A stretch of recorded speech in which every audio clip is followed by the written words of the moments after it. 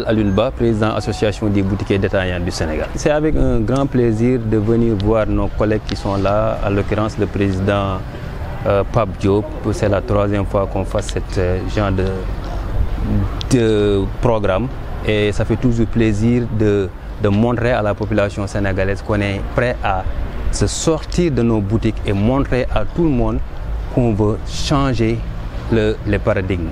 On veut montrer à la population que les boutiquiers détaillants ne sont plus là que d'aller au marché et revenir dans les boutiques. On est prêt à se sacrifier pour la population. On est prêt à changer la vision des boutiquiers sur l'hygiène, sur le service, l'accueil et tout ce que vous voyez dans les grandes surfaces. On est prêt à le faire pour le bien-être des populations. Aujourd'hui, vous êtes confronté à des difficultés. Est-ce que vous pouvez revenir sur ces difficultés et qu'est-ce que vous attendez de l'État justement par rapport à ça? En fait, nous, on veut une reconnaissance. On veut que l'État ait une bonne écoute à l'endroit des boutiquiers détaillants. Je dis tout le temps que depuis 1994, on n'a pas vu un ministre du commerce digne de ce nom. Un ministre du commerce qui est capable de booster les commerçants. Nous, depuis Jérusalem, on est toujours là où on est. On n'avance pas. On peut essayer d'avancer, mais si on ne nous accompagne pas, on ne pourra pas aller loin. Donc on veut que l'État fasse une approche autre que la façon dont on voit l'État. L'État, quand il vient aux boutiquiers détaillants, c'est toujours pour les verbaliser. Alors que ça, ce n'est pas une très bonne approche.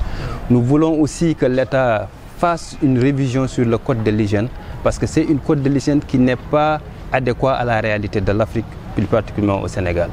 On est dans des ruettes, on est dans des rues où il y a la poussière et tout ce qui englobe là-bas. Donc on n'a pas de supérettes.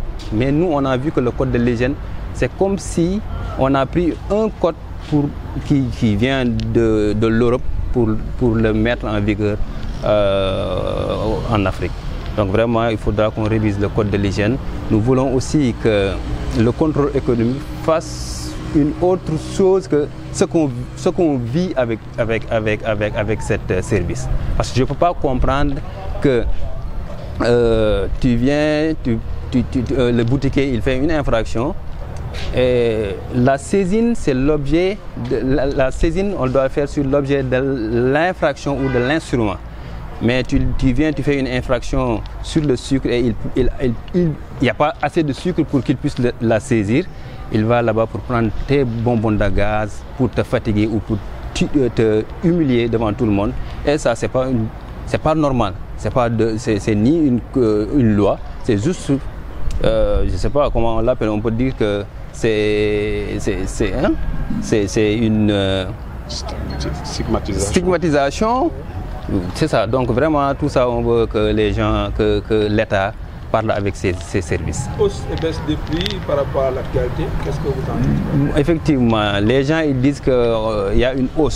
C'est vrai qu'il y a une hausse, on est dans une hausse des prix des denrées de première nécessité, mais il faudra aussi qu'on dise la vérité. La vérité est que l'hausse on a vécu cette hausse presque 6 mois avant, ce n'est pas aujourd'hui. Mais le problème est que l'État n'informe pas quand il y a une hausse. À chaque fois, l'État, quand il y a une baisse, il appelle tous les responsables, il vous appelle la presse pour montrer à la population sénégalaise qu'on est en train de faire une baisse. Mais dès lors qu'il y a une hausse, il n'en parle même pas.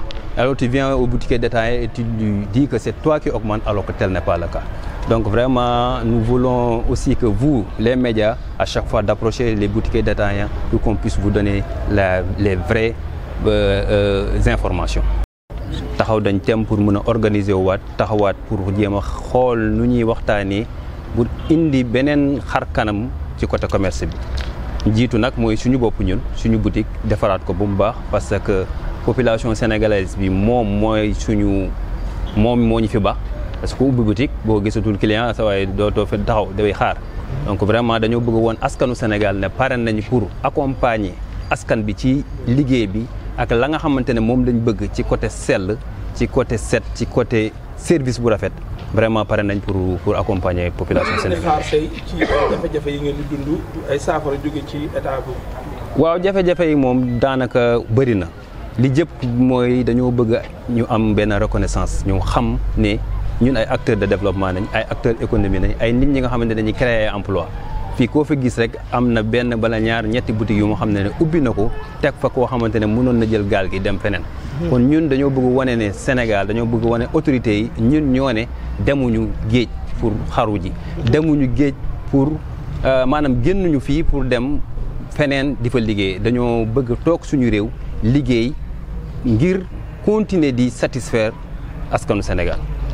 jafe-jafe yi nag ko bëgg nañu ay assises nationales ñu toog waxtaan ñu jox suñu xalaat parce que depuis boobu ba léegi ñi nga xamante ne ñoo fi nekkoon depuis 1994 ba léegi ñoo fi nekk te vraiment wane nañu seen limite ba léegi gis nañ ne commerce Sénégal fi mu nekkoon fa la nekk ba léegi jeunesse bi ñëw na xale yi ñëw nañ pour ñëwaat récupérer mbir mi ñu jox leen seen chance pour ñu mën a wane seen mëneel.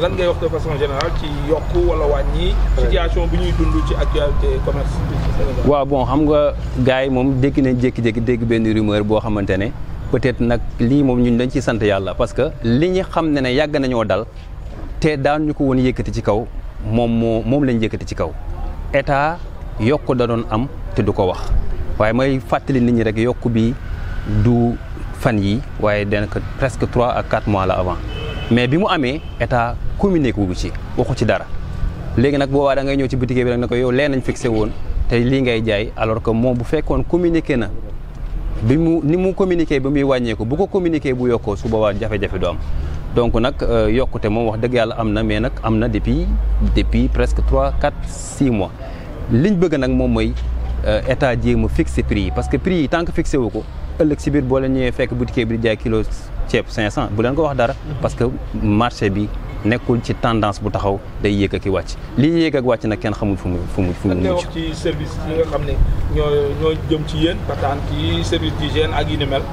waaw patente nag vraiment bëgg naa ñu xoolaat bu baax a baax seen xayma gi ñuy xayma parce que man mun maa concevoir nga ne yow yaa ngi xayma boutique bi ci chiffre d'affaires bu mu def chiffre d'affaires boo koy xayma mais ñun li ñuy gis à notre grande surprise mooy ñoom bu ñu egsee rek seen bët nañu xool di xayma nit ki ñaata la am ci bagage te dafay mel ni sax yow da nga naan bekkee patente mooy waaj a ñëw mieux vaut ma dem bañ a jëndi bagage comme que moom bu ñëwee bu gisee saaku ceeb yeeg saaku sukkar tegu rek day lay verbaliser lu cher loolu lan lay motiver dootul motiver waa ji mais dafay wax ne waa ji jaru nga ut bagage au contraire sax je pensais que ne bu fekkoon bëgg nañu économie Sénégal di avancer nit ñi dañ leen war a di motiver suñu fekkee seen marchandise yi bëri ñu xawal leen ñu fay patente parce que nous on est des citoyens fay patente dafa war parce que dafay delluwaat ci askan bi waaye nag nañu motiver nit ñi ñuy góorgóorlu li jëm ci code de l'hygiène bi wax nañu dañ ko xoolaat parce que dafa méngoowul ak réalité Afrique dañoo jël benn code de l'hygiène boo xam ne tugal nañ ko jëlee bëgg koo teg ci kaw ndoddu ñi nga xamante ne yeggaguñu bon on est un pays en voie de développement mais yeggaguñ ci développement bi nga xam ne war nañoo mën a verbaliser ci code de l'hygiène service contrôle économique moom jot naa leen sampab laaj ñu xoolaat bu baax parce que li am dëgg-dëgg mooy nit ki la saisine mënoo ko def lu dul ci produit bi mu def infraction wala ci instrument bi nga xam ne moom la def infraction mais nga ñëw fekk nit ki def infraction ci meew wala ci suukar nga dem gàddu ay gazam mel ni ko koy humilier loolu vraiment bëggatuñ mu am